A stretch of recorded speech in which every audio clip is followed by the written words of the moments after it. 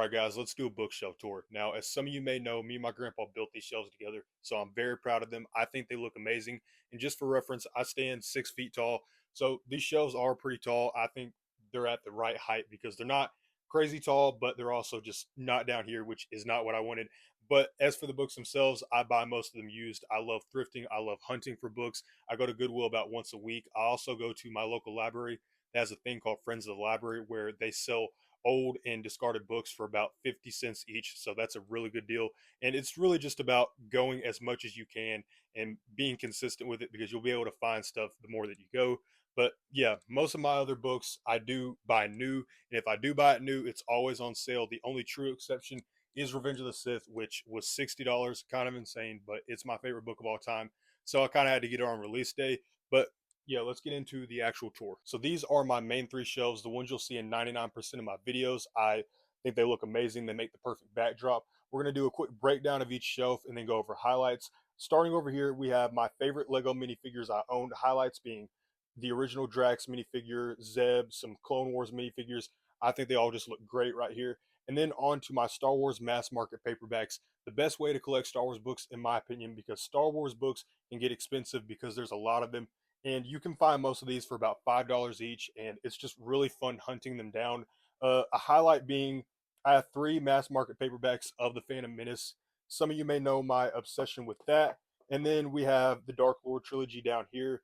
Revenge of the Sith is getting harder to find in mass market paperback in decent condition, so I'm very happy I picked that up before they stopped printing them. And then we get all the way down here to my new Jedi Order, which I'm currently reading. Done with the first two books. Really need to lock in with the rest of those. But yeah, that's my Star Wars shelf. Eventually, it's going to all be full of every single Star Wars mass market paperback they've made. I can't wait to eventually do that. Now, over here, we have my Vinland Saga Deluxes up here with a very cool Viking longbow mock that I found on Rebrickable. I think it looks sick. And then next to those, I have the Bloodsworn Saga Deluxes. It just fits so well with Vinland Saga. And then we have more sprayed edges of some Arth Kwong books, who is one of my favorite fantasy authors of all time. Down here we have Revenge of the Sith. I took the dust jacket off because it has a very bad glare whenever I video, but I think it looks amazing. It's my favorite book ever, as most of you know. Then over here we have Jurassic Park, which is old, it's beat up, but I found it for $2 at Goodwill. It looks amazing still, so I'm happy to put it up front. And then over here, a copy of Splinter of the Mind's Eye. I found it for $1, which was just an insane find. I was out buying books with some of my friends at a used bookstore, and I was just, that's an insanely good find because it doesn't say Star Wars on it. So I don't think they knew that it was a Star Wars book, so they just put it with the other science fiction books. Incredible find.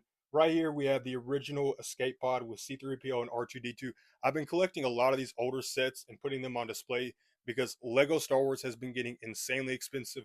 And I highly recommend people just check out these older, more vintage sets because they just add more charm to your Lego displays and they're not nearly as expensive as the Lego sets coming out right now.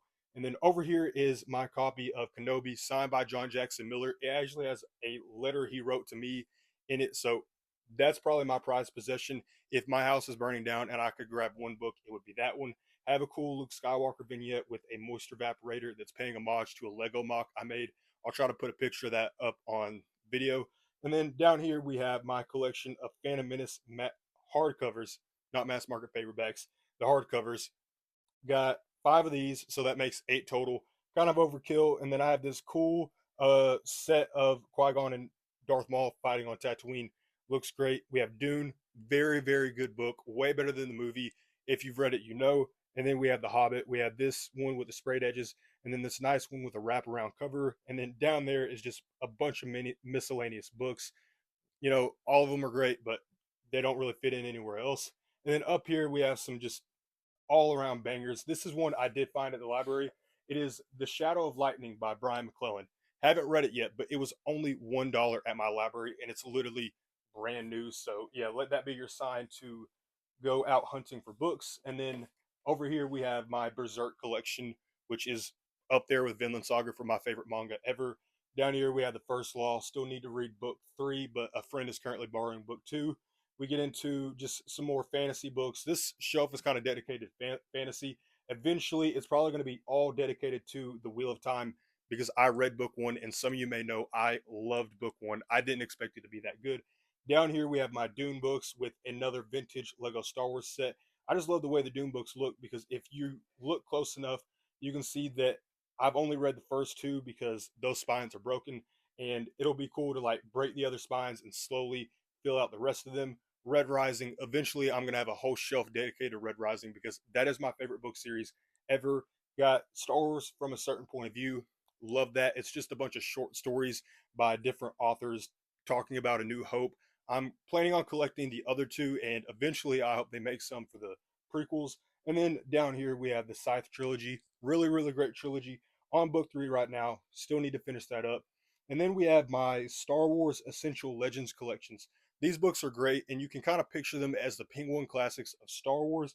And then that leads perfectly into my actual Penguin Classics collection, which I've bought all of those used. So great deals there. But yeah, we're gonna get into my other shelves, which are kind of just all over the place. So these are my other two shelves where I kind of just throw books on there without any rhyme or reason. Up here we do have comic books, my trade paperbacks, and then my DC Compact Comics, which are the best way to get into comic books in my opinion.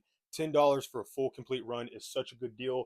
And over here is just really any random book. You know, as you can see, we have Percy Jackson, we have the Silo trilogy, Star Wars classics, just really anything. Over here are all my mass market paperbacks, which I love mass market paperbacks. So cheap, and you can put them in your pocket, take them anywhere you go. Always having a book on you is just awesome. And then, yeah, right here is my grandpa's Bible. I believe it's from the 60s, but it's just really cool reading this older style of King James. I'm loving it right now. Working my way through the Gospels, but right here is a 1 year study Bible that my grandmother got me. Kind of been reading a little bit of this each day. It's broken up into one part for each day of the year, so you can just read through it. And by the end of the year, you've read the Bible. I think it's a great way to start my morning. And if I miss it in the morning, it's a great way to end my night. But yeah, these are kind of just whatever shelves. Right here, as you can see, the Dune Ornithopter, probably one of my favorite sets I own. It's just awesome. But yeah, those are kind of my bookshelves. Let me know what you think in the comments.